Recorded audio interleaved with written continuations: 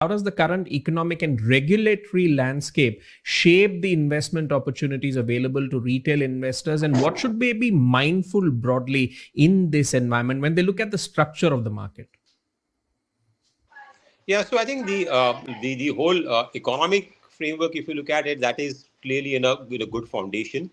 We, as I mentioned, the engines of growth for the GDP, right, is not only consumption, right, but even the investments is picking up. Even exports, we think over a longer term, as India takes a larger share of global export, that should also really help. And from a policy standpoint, right, from the government, I think the even the RBI as well, I think they are probably going to be in a calibrated manner in terms of how interest rates are interest rate or the monetary policy works. We see that it is supportive for growth.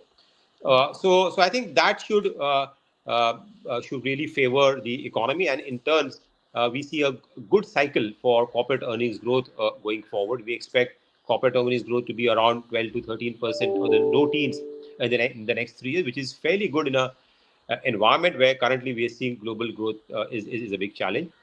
On the regulatory side, I think pretty much a lot of regulatory change on the taxation and other things have already played out. We've seen that last year there was taxation on the indexation benefit on the debt funds or the fixed income products that was taken away. So that to some extent really hurt the inflows or investments into the debt side, but again, alternative there are hybrid funds or the other multi-asset funds, okay, where that investor can really participate in the fixed income space without actually losing out on the tax benefit, okay, which the equity funds would offer. So I think that's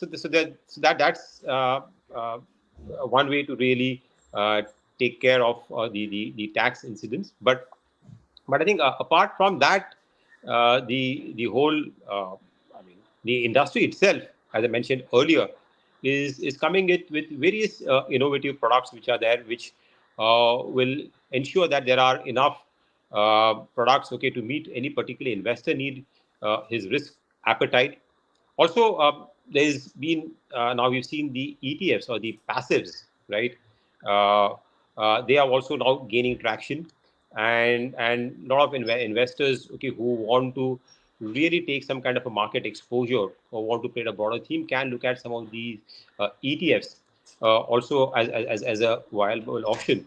But for long-term investors, I would say that equity diversified mutual funds will continue to still be the mainstay because of the alpha, okay, which they can potentially generate over some of the passive funds.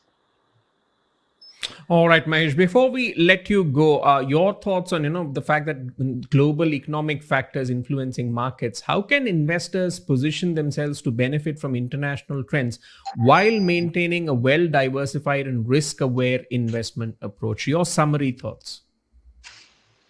I think at this moment, currently, the Indian market looks to be the best positioned, okay, in terms of the outlook and in terms of a growth. So naturally, one should have a larger focus on allocation towards the Indian markets. Again, there are multiple themes, as I mentioned, okay, which are playing out. It's not like a particular sector is doing well. But having said that, there are some opportunities, okay, for a nuanced investor who has got reasonable exposure to domestic markets, both on the fixed income as well as on the equity side, I would say. So on the fixed income, as you know, in the US or in the developed markets, we have seen a very sharp increase in interest rates last year, right, which were kind of a multi-decade high. And our view is that those rates, as inflation globally starts to come down, you will see those rates kind of moderating down. And we have launched a fund, kind of a US Treasury fund, right, which invests into US bonds with whatever 5-year and a 10-year bond. So we see as interest rates come down, there is a not only you will benefit on the higher return in terms of carry, but also some capital appreciation which could be there. So that can be an interesting opportunity for on the global side to really participate on the duration side and investing into US Treasury bonds, where for the next one couple of years, as rates normalize, one can make reasonably good returns. And for investors also who want dollar assets, right, for probably funding their in some kind of expenses in dollar terms. It could be a overseas education for a child. Again, they can look at some of that product. And then on the global front, more from a diversification perspective, I think one can look at some of the sectors, okay, where you can't have a good representation in, like for example, the whole digital space, as I talked about, what's happening in AI. So that can be one sector which holds good promise from a, as I said, medium a long term perspective, and one can look at some of these. I mean, Nasdaq is one way to participate in that, and you've seen that Nasdaq after last year's crash has made a very smart recovery. But I think there will be some volatility there, but one can use that to get some exposure in some of these sectors where you have a limited play from a domestic perspective. So I think that can these are some of the product things which can complement domestic investors. Okay, besides the exposure you can have into domestic equities. An investor education and awareness initiative of Aditya Birla Sun Life Mutual Fund. Mutual fund investments are subject to market risks. Read all scheme related documents carefully.